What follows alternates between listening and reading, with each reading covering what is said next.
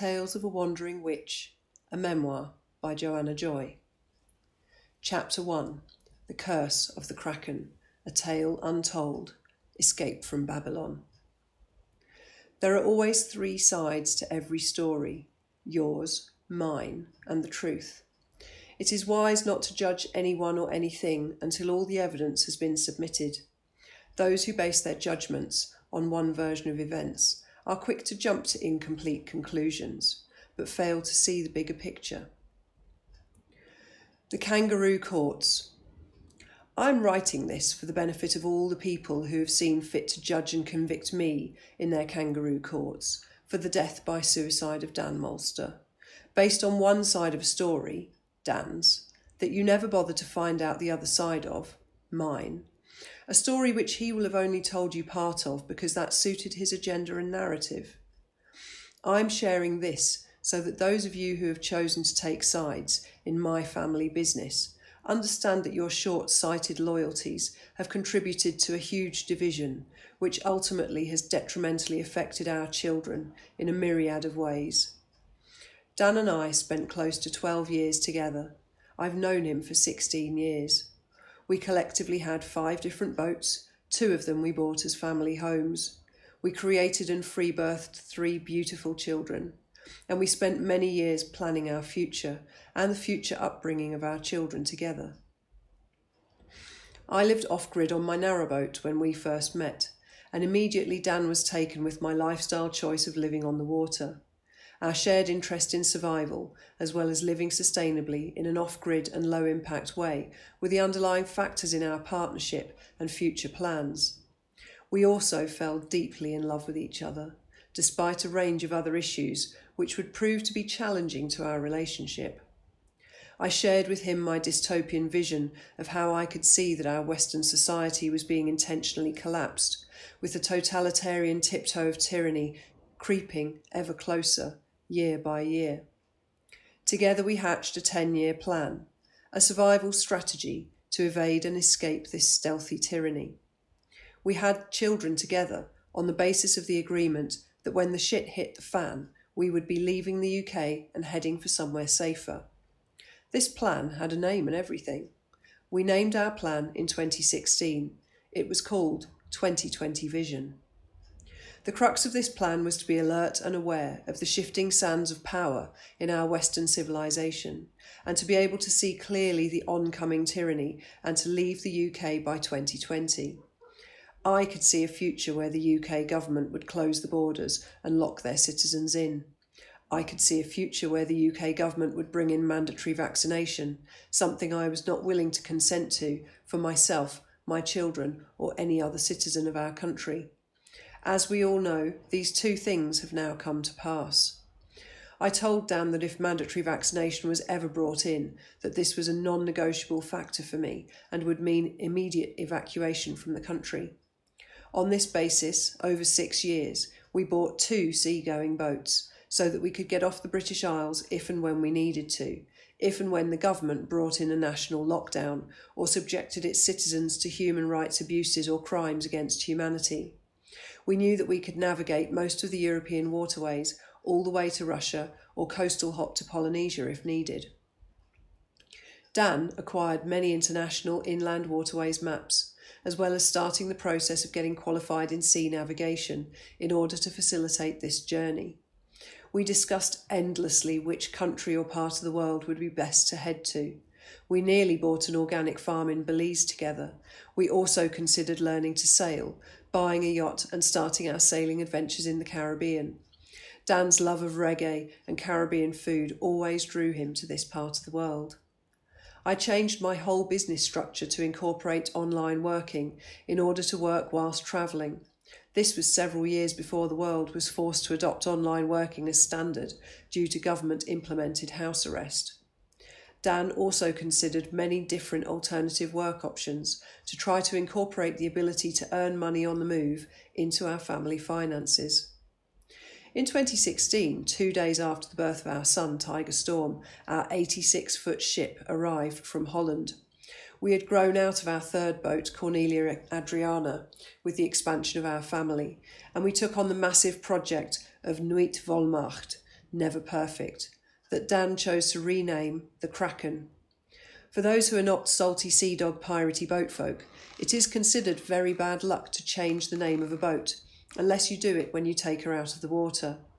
We never took that boat out of the water. In retrospect, I think we probably bit off way more than we could chew with the Kraken. She was huge.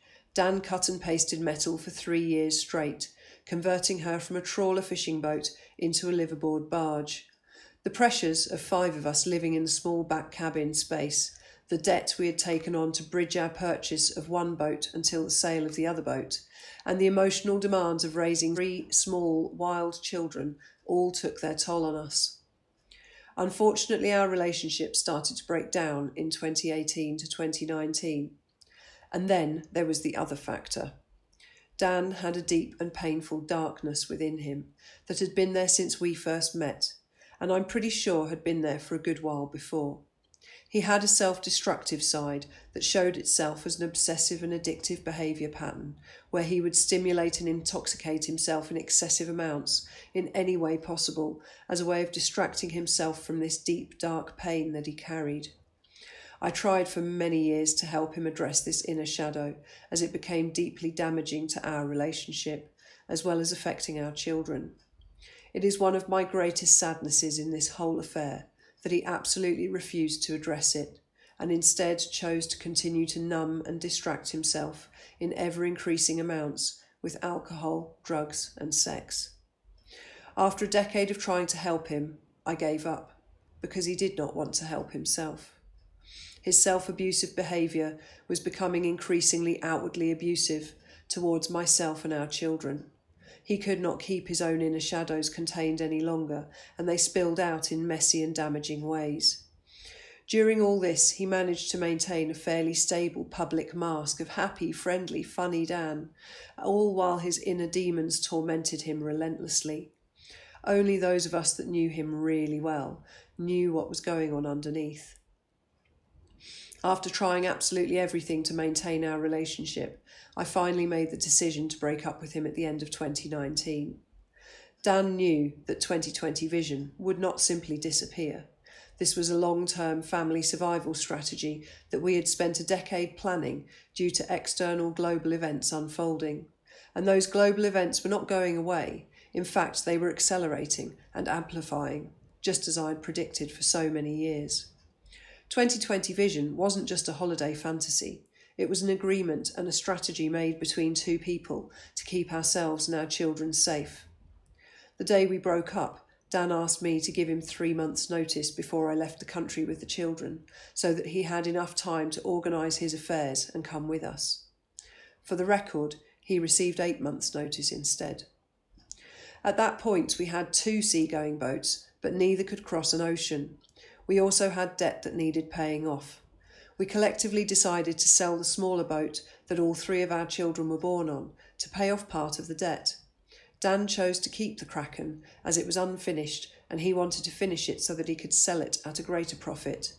This is how we'd progressed through 4 boats and built up greater assets. Buy old boats, do them up, sell them for more. He knew that I was looking to buy an ocean crossing yacht with my share of our assets. And then I found Asperida, a copper-nickel hulled blue water ketch berthed in Guatemala. It was February 2020, and I could feel a massive impending global catastrophe looming. I was with him on the day that I needed to make the decision on whether to buy her or not. I showed Dan her history and hull survey, and we both deemed her to be a good investment. I asked him, "Shall I do it? Shall I buy her?" He thought about this for a moment, then said, "Do it." He gave me his blessing to go ahead with the yacht purchase, knowing that this was a stepping stone to executing 2020 vision and escaping the UK. And it was February 2020. Time was up.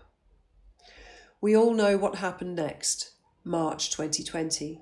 The world was turned upside down. All the things that I had been telling Dan for years would happen, happened. Global lockdown ensued. Civil rights were revoked. Tyranny prevailed. Psychological warfare was inflicted upon the people of the world by their governments. The West took the brunt of these totalitarian measures. Sailors fared badly due to the global nature of lockdown restrictions. They were either locked in or out of countries. Food was a problem. Sailing was not the ideal evasion tactic that I had envisioned it to be. The survival strategy needed refinement. Winter 2020 was looming, and I knew that all Northern Hemisphere governments would use this to bring in harsher lockdown restrictions than the first round of lockdown measures. I feared mandatory vaccination protocols coming in, as well as a lock-in border restriction. I asked Dan if I could take the children to Guatemala for winter, to watch and wait from afar to see what the UK government did, because I didn't trust them in the slightest. He agreed.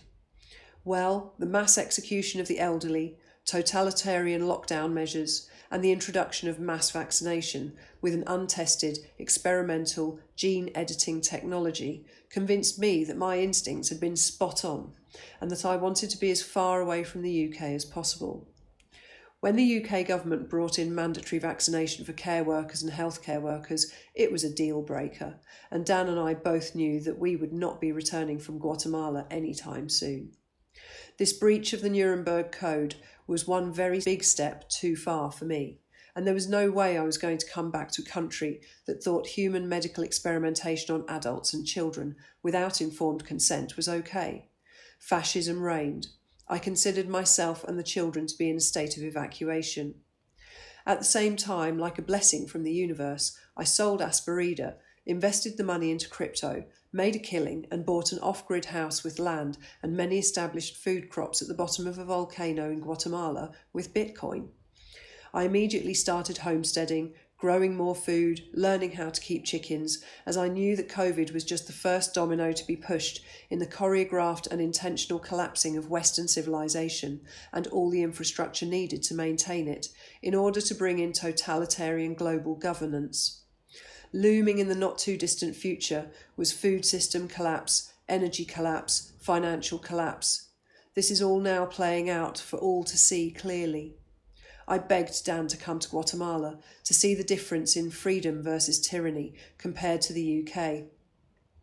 I paid for 2 of his plane tickets, his lodging. I even offered to give him a piece of my land to build on and do whatever he wanted with.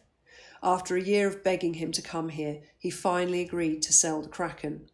The piece of land next door to my house came up for sale, and he considered buying it if and when the boat sold. He came to visit us in Guatemala 4 times, each time bringing more of the children's possessions, getting clearer on his plan to move, and becoming more involved in our community here. But the inner shadows were taking their toll on him. It seemed like the closer to coming he got, the more powerfully his shadows sought to sabotage him. He got messier and messier each time he came to visit, until he was losing his ability to parent his children responsibly. The children and I could all see him sliding down this vortex into a dark abyss. Dan had spent the years from 2020 to 2022 spinning a tale to everyone in the UK about my abduction of the children. I'm pretty sure he never told any of you about 2020 Vision. Ultimately, when push came to shove, I carried out the plan that we both planned together for over a decade, and his codependencies and addictions pulled him down to his death before he could come and join us. I'm telling you all this to help you to understand that there is much more to this story than you have been told. By a man who was torn between doing the right thing by his family and submitting to the control of his own inner darkness. He chose to publicly use the narrative of blaming me because it was so much easier than to own up to his own inability to face his own demons. I always thought changing the name of our big boat from Never Perfect to the Kraken was a bad idea. Why would you name your boat after a mythological sea monster that pulls ships and sailors down into the deep, dark depths to their deaths? Kraken rum was also a regular tipple of pirate grog on our boat, which was equally as unhelpful for feeding Dan's alcoholic demon. Despite our breakup, I never gave up hope that Dan would eventually make good on his end of the deal, to help me raise our children wherever in this world was the best option for making it through the global apocalypse that is now in full swing. I also never gave up hope that he would eventually confront the darkness that led him to such self-destructive behaviour through his use and abuse of alcohol, drugs and women. I now mourn the man who I have loved for so long, the father of my children, my pirate shipmate, and soulmate in many lifetimes of topsy-turvy adventures. You know nothing of our souls' journeys together, our promises and agreements made to one another, but now you know a little more perhaps. Judge ye not, lest ye be judged. Predictions and prophecies. I would like to share a poem that I wrote with another pirate friend of mine, Richard King, approximately 17 years ago. Chronicles of the Lockdown Pirates. Once upon a time, in Little Britain, came a day that was terror-ridden.